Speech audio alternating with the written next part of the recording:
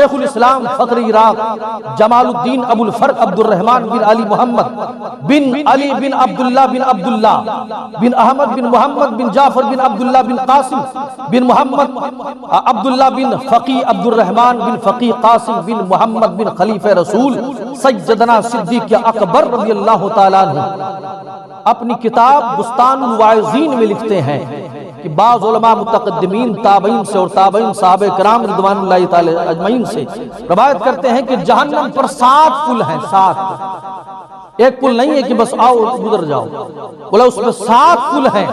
پہلا پل جو تلوار سے زیادہ تیز ہوگا، اللہ ہم سب کو اس پر آسانی کے ساتھ گزرنے کی توفیق عطا فرمائے۔ تلوار سے زیادہ سخت تیز ہوگا، جب اسے پار کرنے کے لیے لوگ اس کے قریب ہوں گے تو اللہ فرشتوں کو حکم ہوگا دے گا کہ پہلے ان سے روک کر ان سے نماز کا حساب لیا جائے۔ پل صراط پر پہلے روکو، گزرنے سے پہلے نماز کا حساب لیا جائے۔ اللہ فرمایا پہلے نماز کا حساب لو، اگر نماز مکمل تو ٹھیک ہے، اور اگر نماز میں کوتاہی برتی ہے تو وہ پل صراط سے گزر نہیں پائے گا۔ اللہ اکبر کبیرہ۔ آپ ذرا سوچیں کہ نماز چھوڑنا کتنا بڑا جرم ہے۔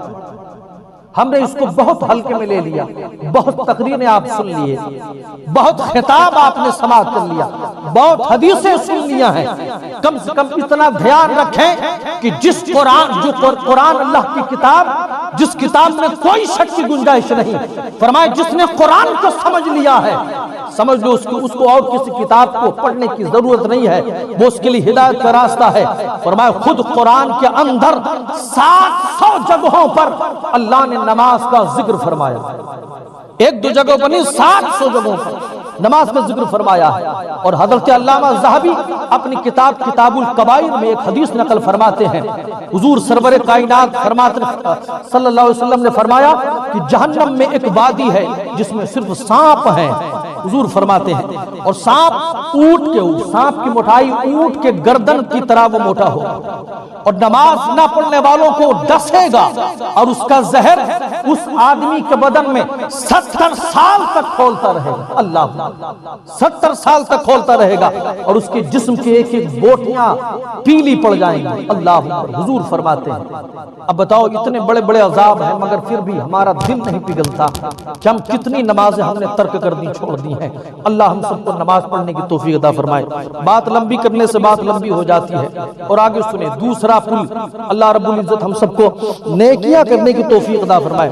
اور دوسرے پل پر امانت کا حساب ہوگا، جب پل پر سوار امانت کا حساب ہوگا، جب تک امانت کا حساب نہ لے لیا جائے تب تک انہیں پل صراط سے گزرنے نہیں دیا جائے گا۔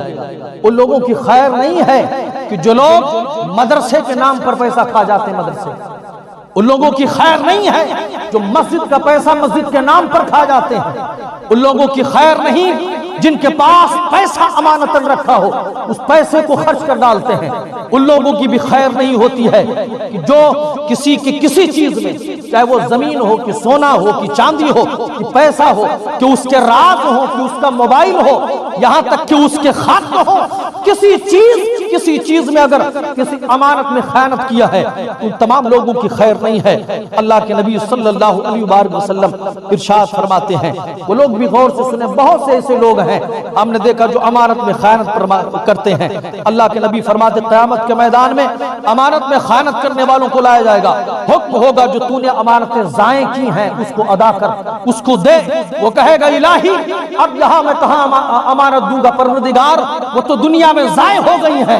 تو اللہ تعالیٰ جو امانت میں خیانت کیا ہوگا وہ امانت اللہ پیدا فرمائے گا اور جہنم کے نیچے پیدا فرمائے گا، اور اسے حکم دے گا کہ جہنم میں اتر کر اسے واپس لا کر اسے واپس کر، اس کو دے، اس کو ادا کر۔ اللہ حضور فرماتے ہیں اب وہ جہنم میں اترے گا، اترنے کے بعد اب وہ چیز اللہ پہاڑ سے بھی زیادہ وزن کا پیدا فرما دے گا، جب اپنے کندھے پر لے کر اٹھے گا تو وہ جہنم کے گڑھے میں گرے گا، پھر اٹھے گا، پھر گرے گا، پھر اٹھے گا، پھر گرے گا، اسی طرح اس کو عذاب دیا جاتا رہے گا۔ اللہ اکبر۔ تو امانت میں خیانت جو لوگ کرتے ہیں وہ لوگ سوچیں کہ اتنا بڑا جرم ہے کہ اللہ تعالیٰ مرنے سے لے کر قیامت تک اسے معاف نہیں فرماتا، اس لیے اللہ ہم سب کو ایسے گناہ سے توبہ کی توفیق عطا فرمائے۔ پروردگار عالم ہم سب کو اپنی بارگاہ اقدس میں نیک عمل کرنے کی توفیق عطا فرمائے۔ فرمائے تیسرے پل پر اللہ بندے سے صلح رحمی کے متعلق پوچھے گا، کتنے لوگوں میں تو نے لڑائیاں لگوائی، کتنے لوگوں کے درمیان تو نے صلح کروایا، کتنے لوگ ایسے تھے کہ جن کی غیبت اور برائی کرنے کے بعد وہ الگ ہے، مگر برائیاں کرنے کے بعد ان کے اندر نفرت بھر دی جاتی ہے، ان کے اندر لڑائیاں لگوا دی جاتی ہے۔ اللہ اللہ وہ صلح کہے گا پروردگار ان جن لوگوں نے مجھے جوڑا ہے آج تو مقام جنت سے انہیں جوڑ دے، اور جن لوگوں نے مجھے توڑا ہے آج مجھے جنت سے توڑ دے۔ اللہ اکبر۔ تو فرمایا وہاں پر تیسرے پل پر کیا کہتے ہیں صلح رحمی کا سوال ہوگا۔ اللہ اکبر۔ چوتھے پل پر والدین کے بارے میں پوچھا جائے گا کہ تو نے ان کے ساتھ کتنا اچھا سلوک کیا ہے۔ اللہ نے فرمایا قرآن میں ارضی والدیک فإن ردائی فی ردائی الوالدین وسختی فی سخط الوالدین۔ اے بندے سن، اپنے ماں باپ کو راضی کر کیونکہ ان کی رضا میں میری رضا ہے، اور ان کی ناراضگی میں تیرے رب کی ناراضگی ہے۔ اللہ رب نے صاف طور پر قرآن میں فرما دیا کہ ان کو ناراض کرے گا تو سمجھ لے تو نے مجھ کو ناراض کیا ہے۔ اللہ اکبر کبیرہ۔ حضور تاجدار مدینہ کے حدیث پاک سن لے۔ میں بہت زیادہ تفصیل میں اس لیے نہیں بیان کر رہا ہوں چونکہ وقت کی قلت ہوتی ہے۔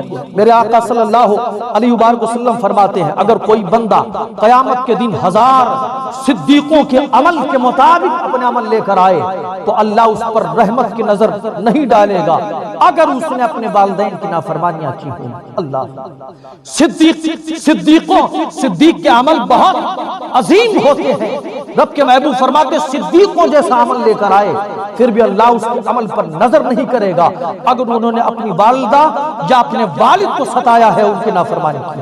اللہ تعالیٰ اس گناہ سے ہم سب کو بچنے کی توفیق عطا فرمائے۔ پانچویں پل صراط پر اس کی زبان کی حفاظت کا سوال ہوگا، کتنی غیبت کی، کتنی چوری کی، چغلی کی، کتنی چغل خوری کی، اور کتنی گالیاں دی، کتنے گانے گائے، سارا حساب و کتاب وہاں ہوا ہے۔ اللہ اکبر کبیرہ۔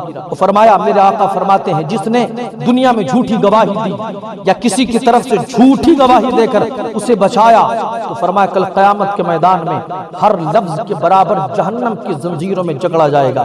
اور جھوٹی گواہی دینے والا اور غیبت چغل خوری کرنے والا اور اپنی زبان سے گالیاں دینے والا اور لوگوں کو ایذا تکلیف اپنی زبان سے دینے والا، حضور نے فرمایا اگر 70 نبیوں جیسا بھی عمل کر لے مگر پھر بھی اللہ اسے جہنم کا ایندھن بنا دے۔ اللہ 70 نبیوں جیسا عمل لے کر قیامت کے میدان میں جائے گا، لیکن اگر اس نے جھوٹی گواہی دی ہوگی یا اپنی زبان سے کسی کو ستایا ہوگا یا چغل خوری کی ہوگی یا گانا گایا ہوگا یا گالیاں کی ہوگی تو فرمایا اللہ رب العزت اس عمل کی طرف نظر نہیں کرے گا، وہ حکم ہوگا اسے جہنم میں ڈال دیا جائے۔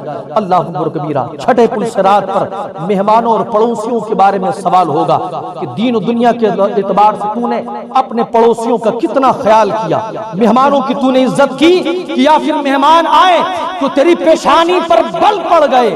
اللہ اکبر کبیرہ۔ وہ حضرت موسیٰ کا قول بہت زمانے سے لوگ جانتے ہیں، جب اللہ سے پوچھا تھا پروردگار تو سب سے زیادہ خوش ہوتا ہے تو کیا کرتا ہے؟ رب فرماتا ہے جب میں بہت خوش ہوتا ہوں تو بارش برساتا ہوں۔